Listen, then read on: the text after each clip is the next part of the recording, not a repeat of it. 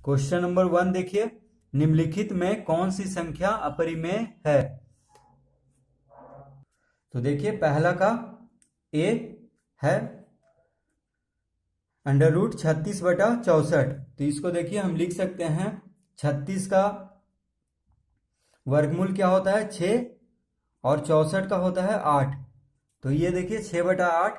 तो ये परिमेय संख्या हुआ। परिमेय संख्या उसको कहते हैं जिसको p/q के रूप में लिख सकें, बस उसका हर जो होना चाहिए वो 0 नहीं होना चाहिए। ठीक है, तो इसको देखिए भिन्न के रूप में, परिमेय संख्या को भिन्न के रूप में लिख सकते हैं, बस उसका हर 0 नहीं होना चाहिए। तो ये परिमेय संख्या हमसे पूछ रहा है कि कौन सी संख्या अपरिमेय है। तो देखिए ये कौन सी संख्या है, परिमेय है। तो यहां पे हम लिखेंगे परिमेय संख्या। देखिए बी में है √3। तो √3 को इसका देखिए ये पूर्ण वर्ग संख्या नहीं है, 3 का कोई वर्गमूल नहीं होता है। ठीक है, अगर इसका वर्गमूल निकालेंगे भी तो दशमलव में आएगा।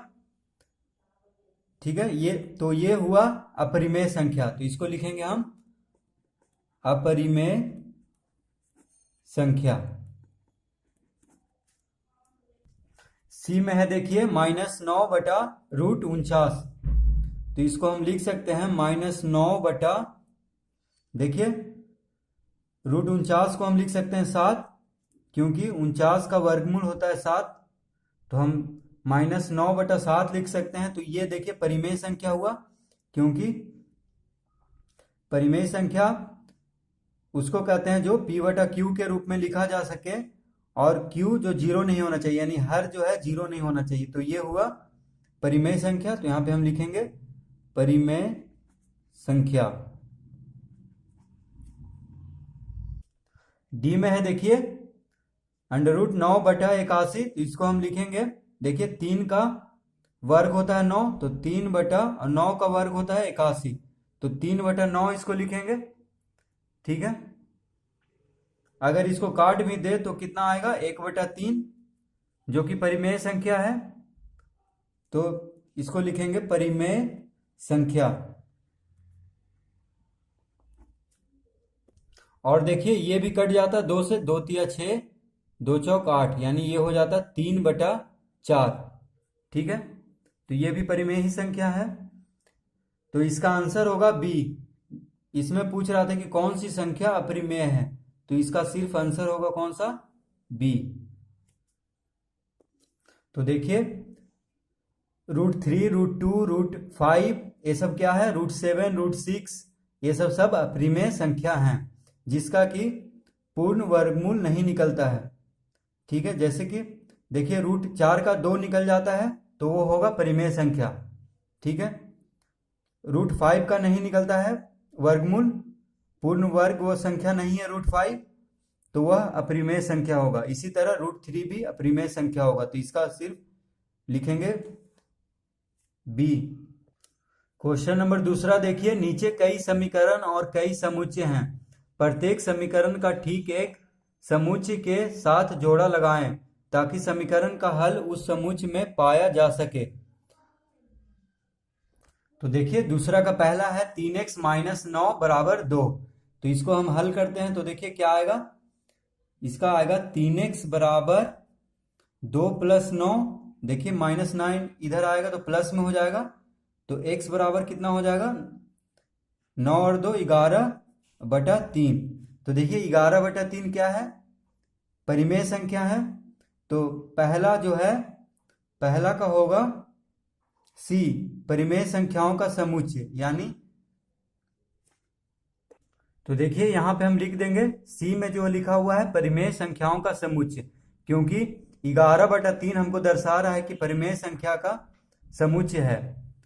ठीक है, 11/3 एक परिमेय संख्या है, तो जो इसमें लिखा हुआ है वो लिख देंगे। समुच्चय मतलब हुआ संग्रह, परिमेय संख्याओं का संग्रह। ठीक है, उसी को हम समुच्चय बोलते हैं। देखिए दूसरा है x² - 1 = 1। तो इसको हम लिखेंगे x² = 1 + 1। देखिए -1 इधर आएगा तो 1 + +1 में हो जाएगा, ठीक है, प्लस में। तो ये हो जाएगा एक्स स्क्वायर बराबर 2, यानी एक्स बराबर कितना हो जाएगा, स्क्वायर इधर आएगा तो रूट में हो जाएगा, यानी √2। तो √2 क्या है, अपरिमेय संख्या है, ठीक है। जितना भी रूट में संख्याएं हैं जिसका कि पूर्ण वर्ग, जो कि पूर्ण वर्ग नहीं है, वो सब क्या है, अपरिमेय संख्या। जैसे √2 हो गया, √3 हो गया, √4 का तो वर्गमूल है 2, √5 हो गया, √6, √7, √8, ये सब क्या है, अपरिमेय संख्या। तो यहाँ पे हम लिखेंगे, देखिए डी में दिया हुआ है क्या, अपरिमेय संख्याओं का समुच्चय। तो देखिए दूसरा में हम लिख देंगे डी वाला, दूसरा के सामने अपरिमेय संख्याओं का समुच्चय, क्योंकि ये दर्शा रहा है अपरिमेय संख्याओं का समुच्चय, यानी अपरिमेय संख्याओं का संग्रह में √2 भी आता है, तो इसीलिए ये हम लिखेंगे। तो देखिए तीसरा में है √2x बराबर √8, तो इसको हम लिखेंगे x बराबर कितना लिखेंगे, √8 बटा √2, ठीक है। तो इसका हो जाएगा, देखिए x बराबर, दोनों पे रूट है तो दोनों पे लिख लेंगे, ठीक है। देखिए दोनों पे है तो इसको हम दोनों पे एक साथ कर देंगे तो हो जाएगा 8/2। तो देखिए ये हो गया, 2 से 8 कट गया 4 बार में, तो x बराबर कितना हो गया, √4, जिसका कि आंसर क्या होता है, √4 का वर्गमूल होता है 2, ठीक है। तो x बराबर कितना आ गया, 2। तो ये देखिए क्या है, 2 किस में आता है, 2 आता है प्राकृत संख्याओं में, ठीक है, क्योंकि प्राकृत संख्याएं 1 से शुरू होती है, 1 2 3 4 ऐसे करके गिनती वाली सभी संख्याओं को क्या बोलते हैं, प्राकृत संख्या। तो 2 उसी में आता है, तो यहाँ पे हम लिखेंगे ये वाला प्राकृत संख्याओं का समुच्चय। तो इसको हम इस तरह लिख देंगे, देखिए प्राकृत संख्याओं का समुच्चय यानी प्राकृत संख्याओं का संग्रह में 2 भी आता है, ठीक है। तो इसीलिए इसका हो जाएगा ए, तीसरा का हो जाएगा ए आंसर। अब देखिए 4 में है x + 95 बराबर 59, ठीक है। तो इसको देखिए लिखेंगे x बराबर 59 - 95। देखिए 95 को हम बायां से दायां तरफ लाएंगे तो माइनस में हो जाएगा, तो x बराबर कितना आ गया, देखिए घटाएंगे, बड़ा छोटा से बड़ा घट रहा है यानी माइनस में आंसर आएगा। तो 15 में से 9 गया 6, 8 में से 5 गया 3, यानी -36। तो देखिए -36 किस संख्या में आता है, किस, तो इसका हो जाएगा, ये देखिए पूर्णांक है -36, क्योंकि संख्या रेखा पे ये दिखता है, ठीक है। तो इसको लिखेंगे बी में जो लिखा हुआ है पूर्णांकों का समुच्चय। तो देखिए पूर्णांक में भी ये ऋणात्मक पूर्णांक है, ठीक है, और ये पूर्णांकों का समुच्चय यानी ऋणात्मक और धनात्मक दोनों पूर्णांकों का जो समुच्चय होता है उसमें ये आता है, तो इसीलिए इसको लिखेंगे हम पूर्णांकों का समुच्चय, यानी 4 का आंसर होगा बी। क्वेश्चन नंबर 3 देखिए, निम्नलिखित के केवल उत्तर लिखें। पहला है 2 अपरिमेय संख्याओं के बीच कितनी अपरिमेय संख्याएं होती हैं। तो देखिए तीसरा का ए में कह रहा है 2 अपरिमेय संख्याएं के बीच कितना अपरिमेय संख्याएं होती हैं, तो कितना होता है, अनगिनत। तो हम लिखेंगे इसमें अनगिनत। देखिए ये कैसे होता है, मान लीजिए कि 2 अपरिमेय संख्या कोई भी लेते हैं, देखिए ये सिर्फ हम आपको समझाने के लिए लिख रहे हैं, इसको नहीं लिखना है। मान लीजिए हम लेते हैं √2 और √3, ठीक है। तो ये दोनों क्या है, अपरिमेय संख्याएं हैं, क्योंकि ये दोनों का कोई वर्गमूल नहीं होता है, ठीक है। अगर निकालेंगे भी तो दशमलव में आएगा, ठीक है, वो भी दशमलव कोई अंत नहीं होगा, बढ़ते जाएगा, कभी इसका पूर्ण वर्गमूल नहीं निकलता है, ठीक है।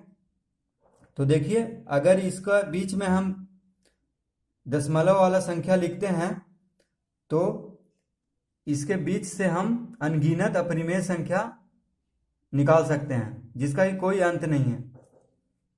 जैसे देखिए √2 बराबर क्या होता है, मान लीजिए इसको हम दशमलव में निकालते हैं तो 414 ऐसे करके बढ़ते जाता है संख्या, ठीक है। √3 बराबर 1.732 ऐसे करके संख्या बढ़ते जाता है अनगिनत तक, कभी इसका अंत नहीं होगा। तो देखिए इसके बीच में हम अनगिनत संख्या निकाल सकते हैं, मान लीजिए 1.414 तो बीच में हम लिख दिए 1.415 416 ऐसे करते करते मान लीजिए एक और अंक बढ़ेगा तो फिर उसके बीच उसको भी हम लिखना शुरू करेंगे, तो इन दोनों के बीच में अनंत अपरिमेय संख्या होगा। तो इसीलिए हम पहला में लिखेंगे अनगिनत। अब देखिए दूसरा बी में, दो वास्तविक संख्याओं के बीच कितनी वास्तविक संख्याएं होती है। तो देखिए बी में भी हम अनगिनत लिखेंगे क्योंकि दो वास्तविक संख्याओं के बीच में भी अनगिनत वास्तविक संख्याएं होती है। तो देखिए वास्तविक संख्या क्या होता है, सभी परिमेय और अपरिमेय संख्याएं क्या होता है, वास्तविक संख्या।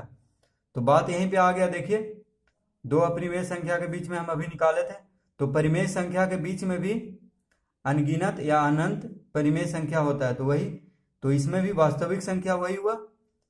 परिमेय और अपरिमेय संख्या को हम वास्तविक संख्या बोलते हैं, ठीक है। तो इसमें भी हम अनगिनत लिखेंगे। अब देखिए सी में कह रहा है दो वास्तविक संख्याओं के बीच कितनी अपरिमेय संख्या लिखी जा सकती हैं। तो सी में भी हम अनगिनत लिखेंगे क्योंकि देखिए दो वास्तविक संख्याएं, तो वास्तविक संख्या क्या होता है, सभी परिमेय और अपरिमेय संख्याएं वास्तविक संख्याएं हैं, के बीच कितनी अपरिमेय संख्या लिखी जा सकती है। तो बात देखिए यहीं पे आ गया। फिर दो अपरिमेय संख्या के बीच में अनंत अपरिमेय संख्या होता है, या दो परिमेय संख्या के बीच में अनंत अपरिमेय संख्या भी होगा और परिमेय संख्या भी, ठीक है। तो इसमें भी हम अनगिनत ही लिखेंगे क्योंकि वास्तविक संख्या परिमेय और अपरिमेय संख्या से मिलकर ही बनता है, ठीक है। सभी परिमेय और अपरिमेय संख्या को वास्तविक संख्याएं कहते हैं, तो इस वजह से इसके बीच में अनगिनत अपरिमेय संख्या लिखी जा सकती है, ठीक है। तो इसमें भी हम अनगिनत लिखेंगे। अब देखिए डी में है परिमेय संख्याओं के समुच्चय और अपरिमेय संख्याओं के समुच्चय में कितनी संख्याएं उभयनिष्ठ हैं। तो देखिए डी में हम लिखेंगे एक भी नहीं। उभयनिष्ठ मतलब जो दोनों में हो, मान लीजिए परिमेय संख्या हम यहाँ पे लिखते हैं तो जितना भी नंबर है, जैसे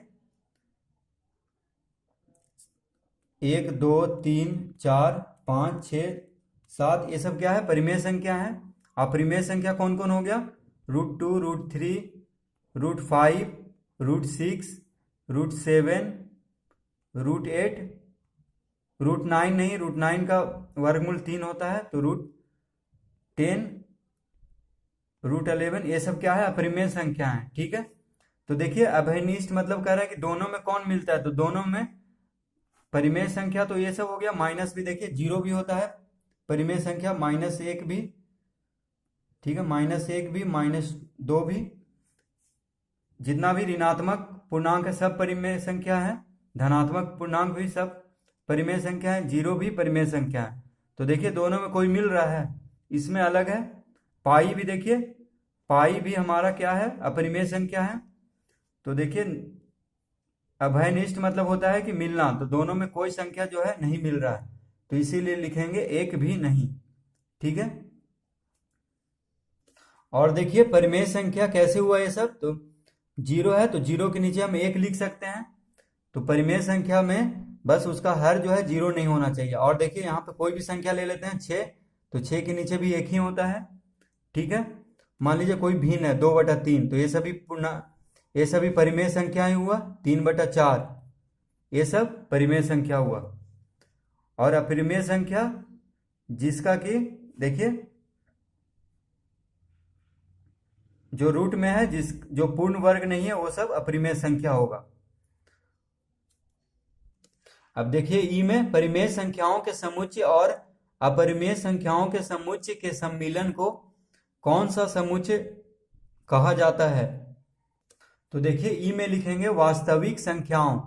कैसे लिखेंगे देखिए, क्योंकि वास्तविक संख्याओं का